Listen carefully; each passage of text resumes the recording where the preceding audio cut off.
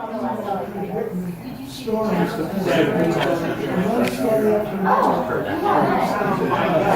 at the geezer, maybe a year ago when we were talking. He's going to move us. So I had to go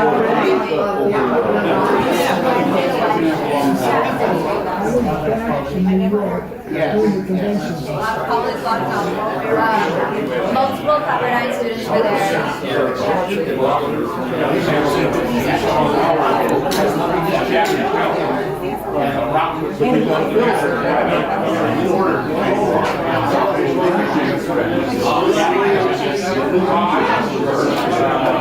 How's this?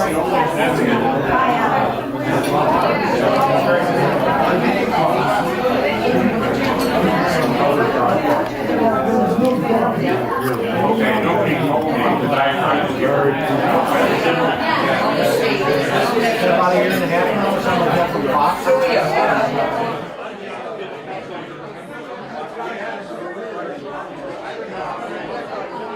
Hello, everybody. We're going to begin our program now. For those of you who are new, I'm Bob Tarlow. You can blame me or compliment me for this group existing, along with Joel Tater. And we have one other person in the room, Jack Terry. We are 3 of the 4 people who started this in 2010. So, and it's gone on from there. We have like 500 people on the mailing list now, and it's good to have you all here. We're obviously a news group, and this is the first time since we've had this organization that we've had breaking news of the momentous amount that we've seen in the last few days. And I want to make an acknowledgement about that. This is obviously the headline out of the Los Angeles Times yesterday. Altogether, 13 people died in the terrible rampage at the Borderline Cafe in Thousand Oaks. There was a double impact out of this on Pepperdine University. One of the students who died is the niece of former Fox correspondent Adam Housley. She was 18-year-old Elena Housley. And on top of that, we also have Pepperdine impacted by the brush fires, which have destroyed 1 outbuilding and a couple of vehicles. Fortunately, did not injure or hurt or harm in any way the rest of the campus. The students have been holed up there. We're very lucky because 2 of the students who I thought would come here for our student panel today managed to get out. There is Marissa Dragos and Carly Ott. If you both want to stand, thank you. Let's acknowledge them. I was going to ask you to applaud them to recognize the loss of their classmate at Pepperdine. So one more round of applause with that in mind, please. I'm wondering if you 2 could give us 2 things. One, can you tell me a little about the terrific role that student journalists served on that campus in the last couple of days, and also the status of the students that are there, the status of the campus, and basically how you're all faring. I'm Carly. Starting election coverage is where we really started. We did election coverage till midnight, and then all of a sudden, so we slept through the night. We had some things going on with our journalism department, and then at 11:20, shots started being fired at the Borderline Bar and Grill. 2 or 3 of the students, Araceli Crescencio, Caillou Wong, and I believe Maddie Carr were on the scene starting at midnight that night. And I don't know if they've slept yet. They started filming at that time. They put coverage live on Facebook. They put coverage everywhere just so that lots of parents were able to see that. I personally know a bunch of people that were there. I did not know Elena Housley personally, but I do know her suite mates, and I do know her roommate. I knew her RAs and her SLA, spiritual life advisor. And so I knew the people that were directly affected. I have friends who were friends with, for instance, Justin Meek and Cody Kaufman. But we were able to get on the ground as soon as it started on midnight, and we did not stop covering that until 5:30 p.m. We started at midnight with those girls there. I got in at 8 a.m. A lot of us got in at 7. The dean gave food for us and breakfast, and we started just covering. We got as much information as possible. We were in conversations with ABC, Fox, KTLA, KTTV, like everyone. A lot of our people, for instance, Maddie Carr, was directly being interviewed by CNN and ABC about what she knew, as she was the roommate of one of the girls in charge of that house. The SLA, Spiritual Life Advisor for that house, is actually our anchor on our Tuesday show. So they were both supposed to be there that night, but they didn't go because of homework. And so they're fine, but. So we covered that. We did a lot of print. We covered a package on the vigil that was held at Pepperdine on that noon. And then we got ourselves together. We were not supposed to, whenever we have an election show, we don't do a Thursday show. We did a Thursday show. We had to do a Thursday show. We had to show what was happening in our community.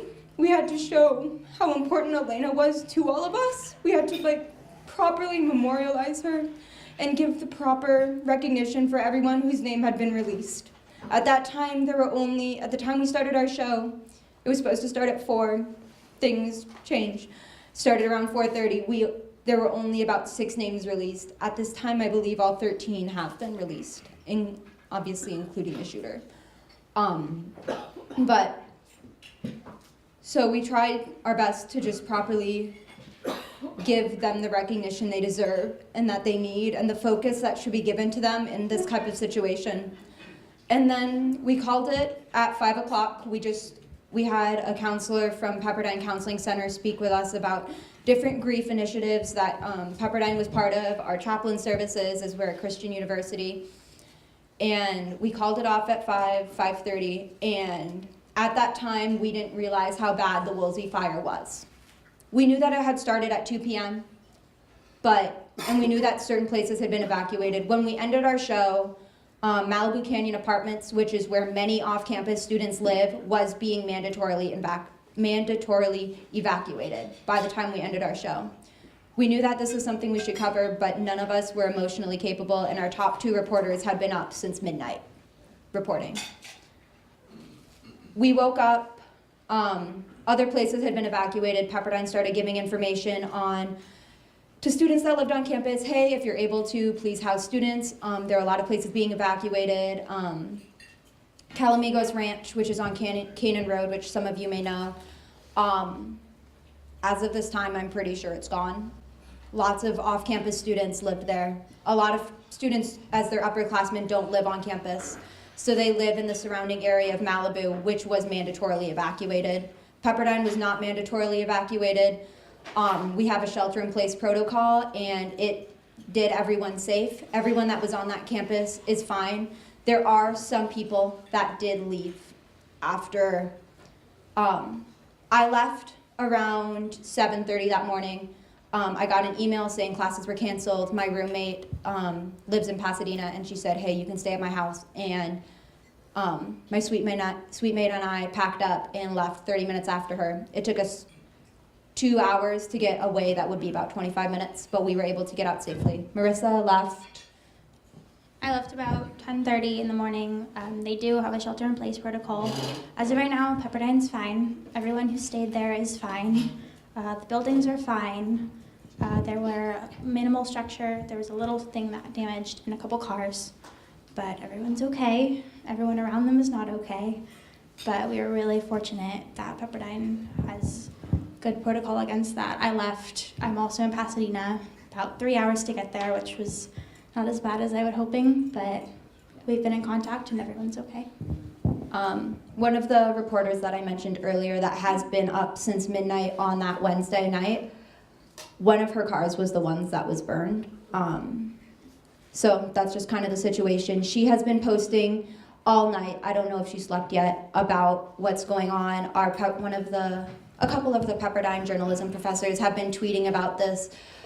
We've had power go on and off around campus. They have emergency generators. I know that everyone was provided breakfast. They have been provided food. A lot of people have continued to evacuate now that it is a little bit safer and the PCH is a little bit clearer.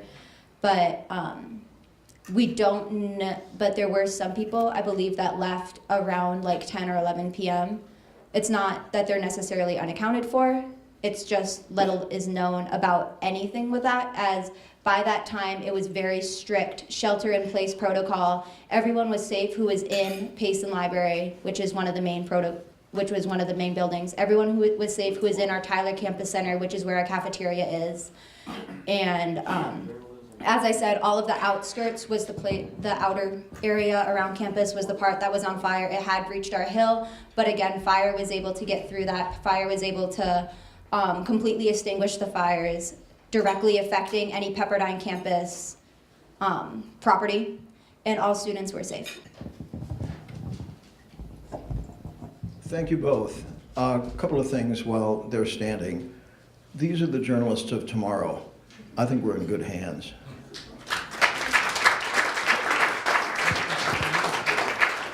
And in that connection, I want to read you an email that I received from a personal friend, journalism professor Teresa de los Santos, and she writes, this was on Thursday night. I had written first thing Thursday morning to her to ask how Pepperdine students were.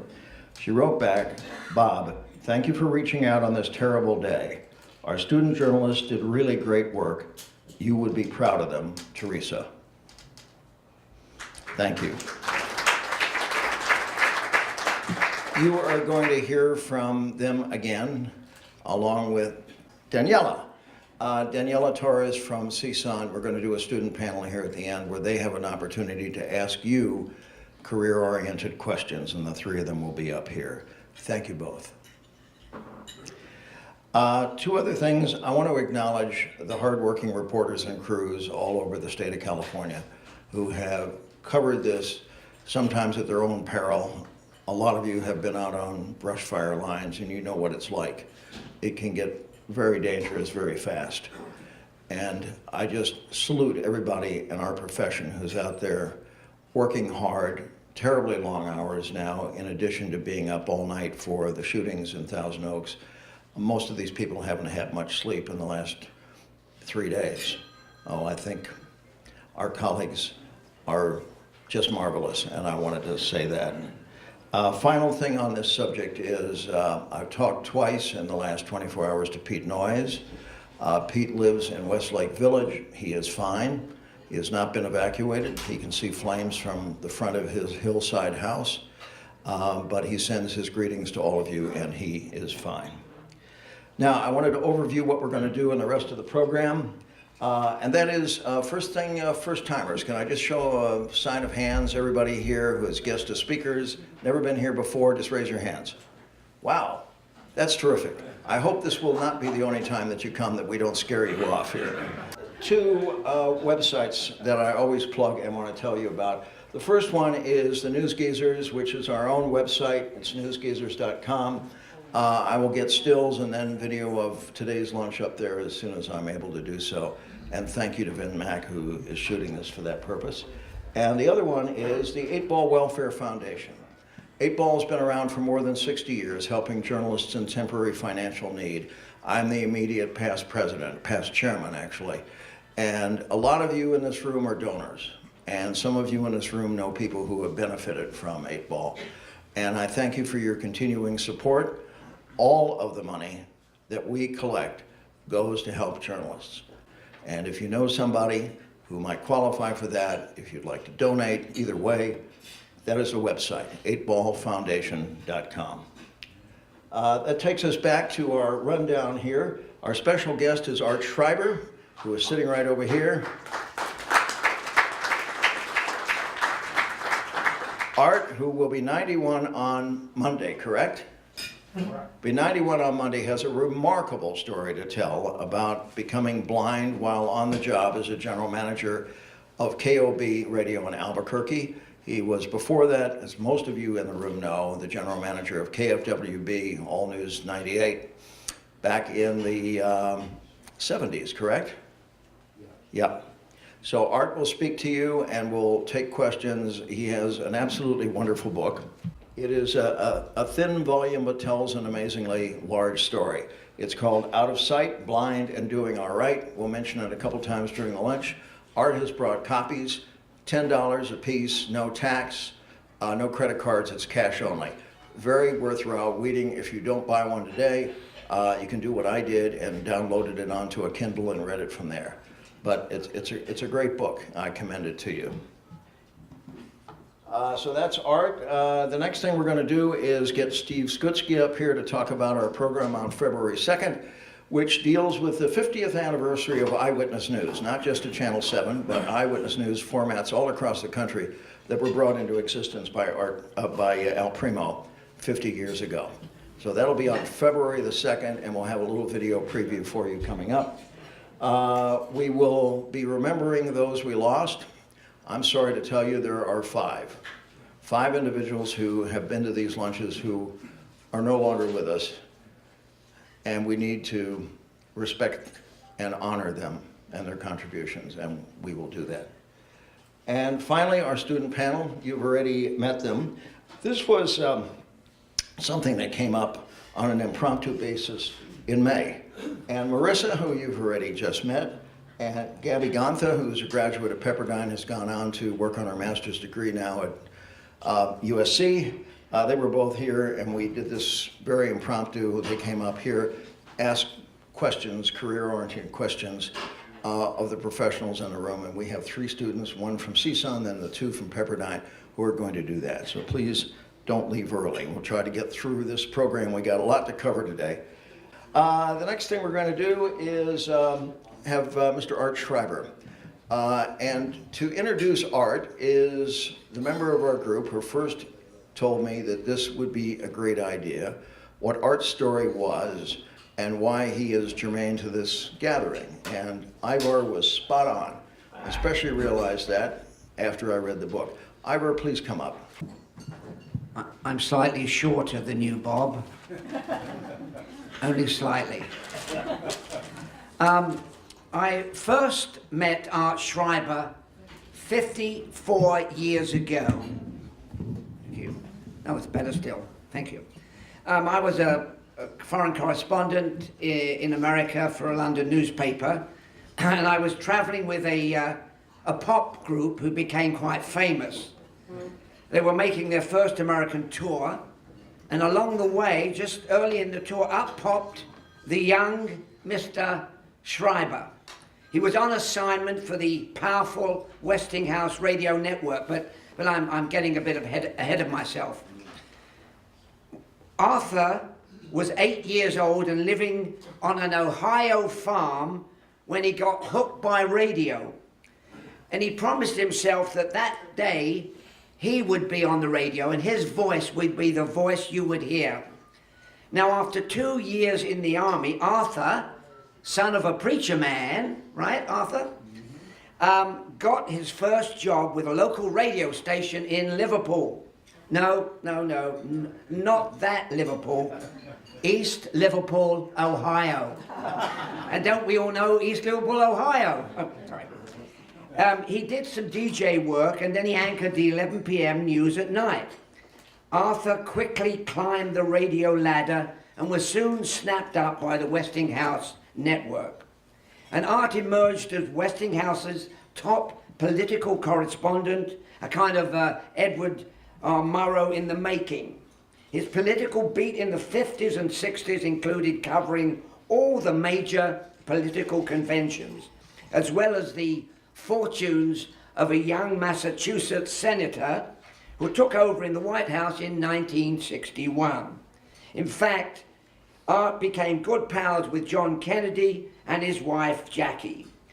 Art was front row and center, reporting on the political convention, all of them, and the life and times of everyone from Martin Luther King to Ronald Reagan. Then, a funny thing happened to Arthur on the way to the political forum. He found himself in the forefront as another kind of history unfolded. In 1964, abruptly and without warning, he moved from the political arena to the rock music arena. And suddenly, there he was. He found himself traveling across America with 4 young men with funny haircuts and funny accents. They were to make a different kind of history in the USA. Now, somewhat reluctantly, Art climbed aboard the private jet of these young men, and he began his journey with those lads from Liverpool, England, called the Beatles. Frankly, Arthur told me this, I'm pretty good on quotes. When I met him on the tour, he said, frankly, I was the last guy in the world you would put on, that would be put on that kind of a story. So that gives you some idea of the way he was prepared. But surprisingly, Art found he could work it out. Sorry about that. Yeah, boom. Anybody with a cymbal? Yeah. But, okay. But then, he loved the trip, except he found it was a hard day's night. Sorry, terrible. He loved it. We're going to brighten this, didn't it? Anyway, but the thing that Arthur told me was he was filing every day radio reports on the Beatles, what, 15 to 20 times, Art? Yeah. 15 to 20 reports a day, new reports, because they lapped it up. Post-Beatles, his career continued to boom. He moved to Southern California, where he became general manager of KFWB in Los Angeles. As we all know, many of you remember his years at the news station. Remember that motto, give us 28 minutes? 22. Sorry, oh God, damn it, thank God. Joel, thank you. Yeah, 22 minutes, say. When we give you the world, right. His dazzling career continued with moves to Albuquerque, New Mexico, when he ran more radio stations for the Hubbard Broadcasting Company. But life had a few unexpected surprises for the intrepid Mr. Schreiber. At 54, his life dramatically changed.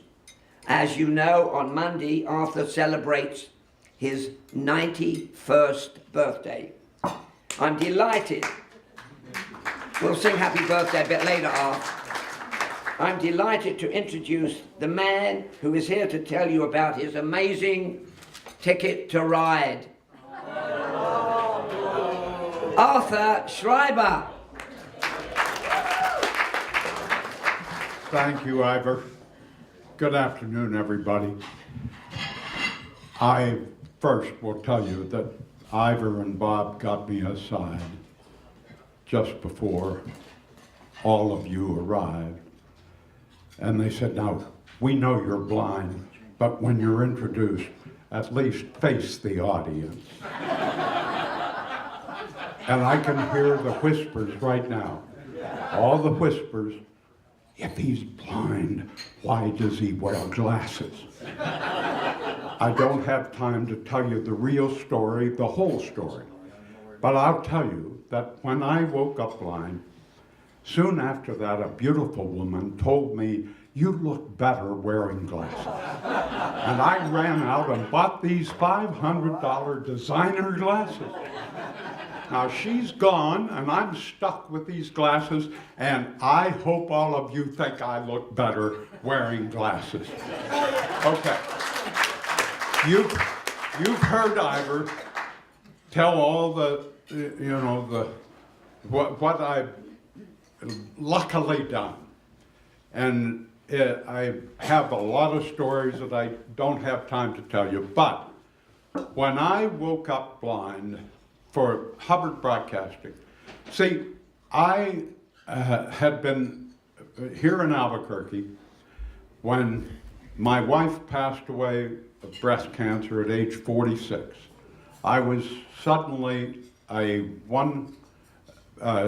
parent with 2 small teenagers, young teenagers, not small, and I immediately, good old Westinghouse, wanted to transfer me to New York to manage their flagship all-news station, WINS. My kids didn't want to go anywhere. I had dragged them around the country, including my wife, because in those days Westinghouse believed that you ought to move every 2 years. And I couldn't do it, but I did go to New York. I was general manager for a cup of coffee. I walked into the president, resigned, and came back here. Some of you remember my good friend George Nicola of KNX. We were bitter competitors, but good friends. And believe it or not, George got a call from a friend of his who was a headhunter who was looking for someone who could turn a rock and roll radio station into all news or news talk. And George recommended me because he told me later, he said, I was afraid you'd come back into the market. And so I was hired by Hubbard Broadcasting in Minneapolis, St. Paul. And after a year and a half, I was out here visiting my kids, making sales calls, and I got a call from Stan Hubbard. He said, Schreiber, I know you don't like the weather up here. I know you like the sunshine. We're having trouble at KOB. I want you to go down there. I'll pay you more money. I want you to manage KOB. God, I couldn't wait. I said, Stan, stop. I'm on my way. Because I was up against, in Minneapolis, the great WCCO. It was a legendary station, and I was trying to manage a 50,000 watt radio station with frequency at 1,500. That was over in the glove compartment. And we had, police radio had a bigger audience. So I couldn't wait to get to Albuquerque because the legendary KOB was at one time, and hopefully I was able to get it back. We did a great job. But within a year, guess what? I'm on vacation up in Rancho Encantada, a great resort right outside of Santa Fe, and I wake up and the lights are out.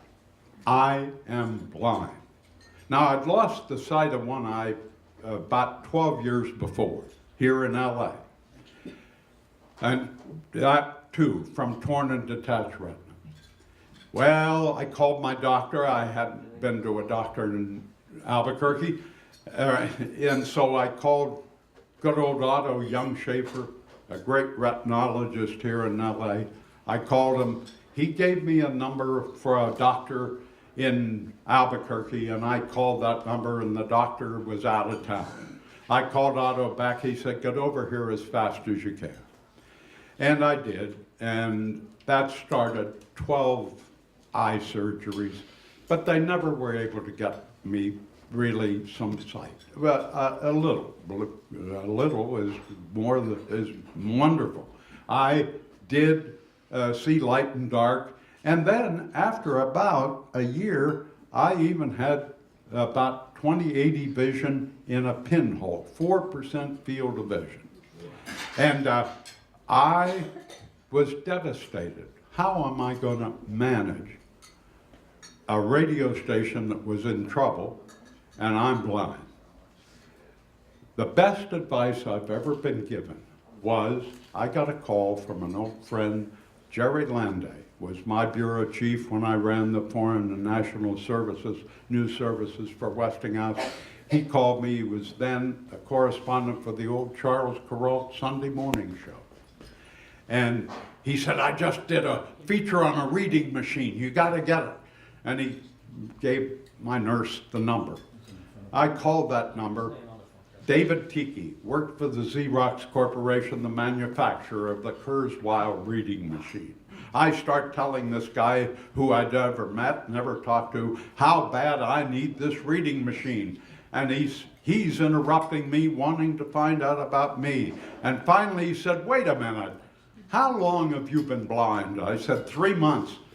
He said, my friend, You need to learn to function as a blind man before you get a reading machine. What did that mean? Well, let me tell you, folks.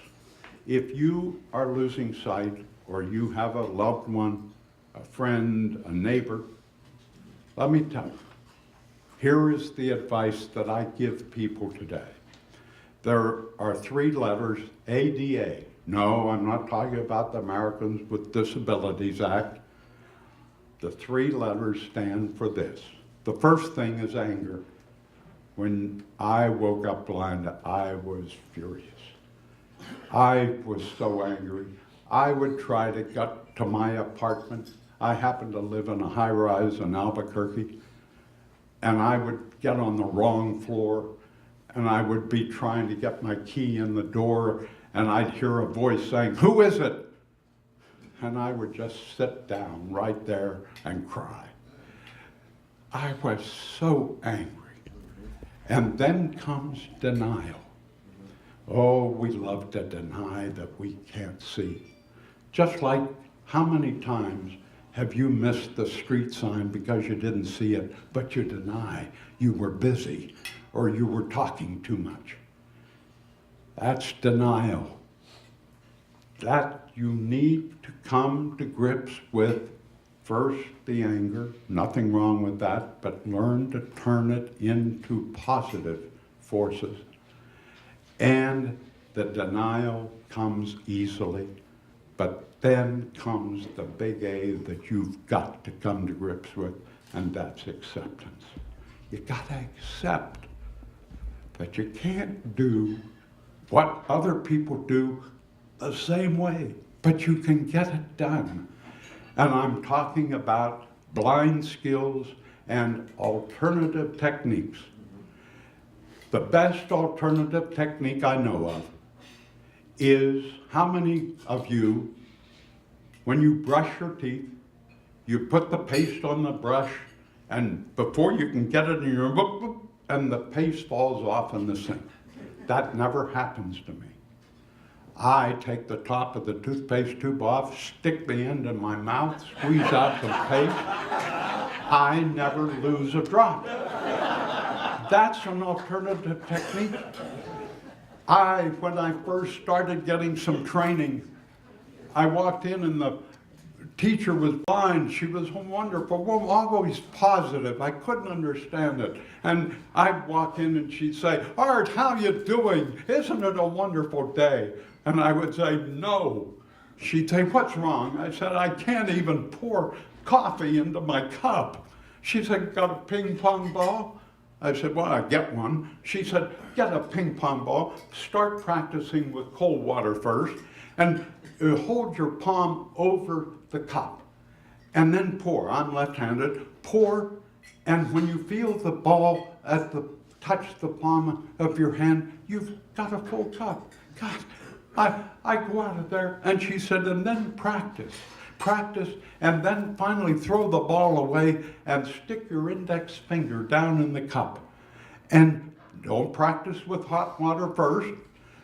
Practice cold, lukewarm, a little warmer, and finally hot. Yeah, you'll burn your finger a couple of times, but you'll do it." And today, that's how we do pour coffee or hot products or whatever into a cup. That's an alternative technique. So, folks, I wish I had long enough time to tell you some great stories about all the wonderful people I've covered, including Ivor Davis. I haven't covered him, I've just been with him. And he was a great reporter. And his wife, Sally, we hired a KFWB, and she broke that great story about the Nazi that got away from Germany, lived in South America for a while, and then was found where, in Seal Beach or Long Beach, somewhere down the coast. And that was a great story. And that's, Ivor and I have been friends all these years. I'll tell you one final story and then I'll take questions. I was sitting in a hospital room here in LA. It was a very melodramatic time because this was going to determine, this surgery that I was about an hour away from was going to determine whether I was ever going to have any light perception or be totally black for the rest of my life.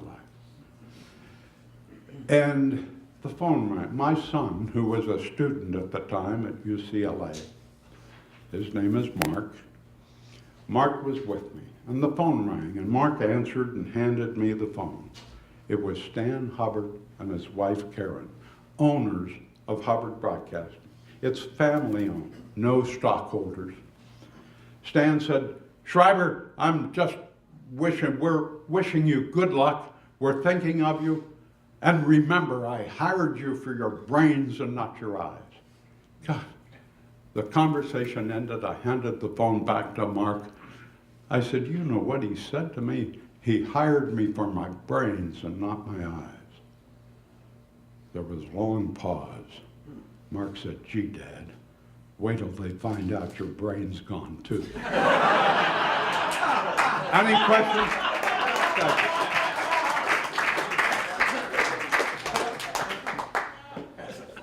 Okay, any questions? And don't just raise your hand because I can't see. To make it easy on Vince, I'm going to ask the first question. And that is, Art, in your book, and I believe this happened in Albuquerque, you were walking down the street, there was a construction pit, and you fell into it. Tell us what happened after that. Well, it was my favorite dry cleaners around the corner from where I lived.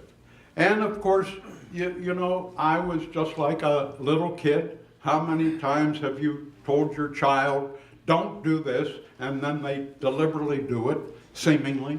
Well, okay, now my first mobility lesson I ever had is the trainer said to me, "Now just go from your office to your apartment and back, but don't go anywhere else, just practice that."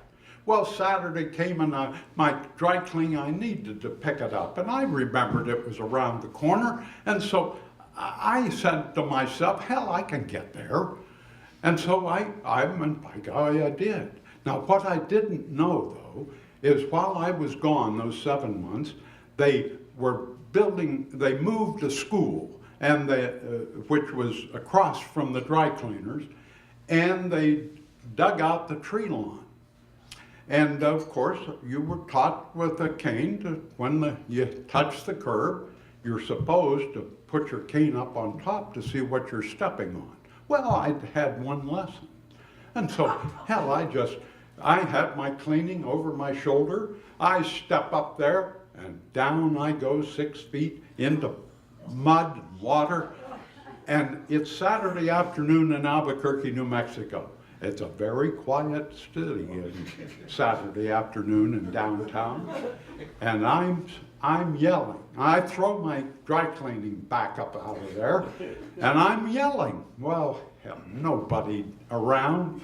And so I start digging, trying to dig myself out, and I did finally dig myself out, picked up my cleaning, walked right back to the dry cleaners, and they said, "Mr. Schreiber, where have you been?" I said, "I've been in that damn hole over there for the last half hour. You better redo this." And I handed them my cleaning. That's Questions, please? And if you're going to ask a question, give Andrew a chance to get to you with a microphone.